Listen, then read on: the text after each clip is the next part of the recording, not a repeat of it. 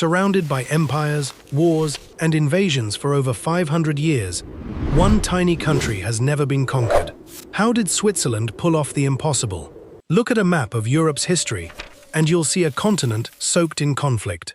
France, Germany, Italy, Austria, all have been invaded, occupied, or torn apart by war. But right in the middle of it all sits Switzerland, untouched. No foreign army has successfully invaded it in centuries. Even Hitler, who conquered nearly all of Western Europe, left it alone. The reason isn't luck.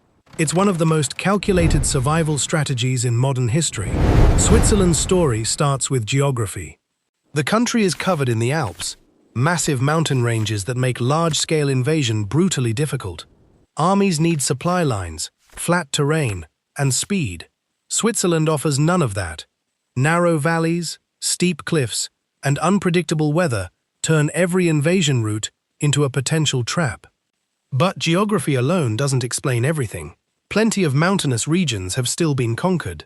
The real secret is what Switzerland built on top of that terrain: total military readiness. For centuries, Switzerland maintained mandatory military service for its male citizens. Even today, most Swiss men undergo military training and keep service weapons at home. This means Switzerland can mobilize a fully trained citizen army within hours, not weeks. An invading force wouldn't just be fighting soldiers, they'd be fighting an entire population prepared for war. Then there's the tunnels. Switzerland has spent decades building an underground defense network into the mountains themselves. Bunkers, hidden artillery positions, and fortified passes designed to seal off the country from within. Bridges and tunnels across the Alps were historically wired with explosives, ready to be destroyed instantly to block invading forces. Attacking Switzerland wouldn't just be difficult, it would be a nightmare of collapsing roads, hidden gun emplacements, and an armed population defending every valley. Here's where the story gets even more surprising. During World War II, Switzerland was completely surrounded by Nazi-controlled territory. Hitler's forces had detailed invasion plans ready, codenamed Operation Tannenbaum. On paper, Switzerland should have fallen easily. It was small, isolated, and encircled. But Hitler never launched the invasion. Why? Because Swiss military leaders made it clear that any invasion would come at a devastating cost.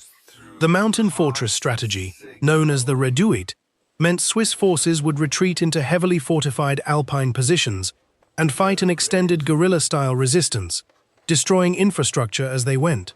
Even if Germany eventually won, the cost in time, soldiers, and resources would be enormous, resources Hitler needed elsewhere. On top of that, Switzerland offered something Hitler valued more than conquest: neutrality with benefits. Swiss banks provided financial services, and Swiss factories continued limited trade with Germany. In many ways, Switzerland stayed useful precisely by staying independent. This strategy didn't stop after World War II. Switzerland has maintained strict political neutrality for over 200 years, avoiding military alliances like NATO while still investing heavily in self-defense. It's a strategy built on a simple principle: make invasions so costly and neutrality so useful that no country ever has a reason to attack. Today, this same philosophy shapes Switzerland's identity. It's home to international diplomacy, banking, and organizations like the Red Cross, all made possible because the country is seen as safe, stable, and impartial. Neutrality isn't just a political stance for Switzerland. It's a survival mechanism that turned a small mountain nation into one of the most secure countries on Earth. Switzerland was never spared by chance. It was protected by preparation. Every mountain pass wired, every citizen trained, every neighbor reminded that invasion would cost far more than it could ever gain. In a continent built on conquest, Switzerland proved that sometimes the strongest defense isn't an army. It's making sure no one ever wants to find out.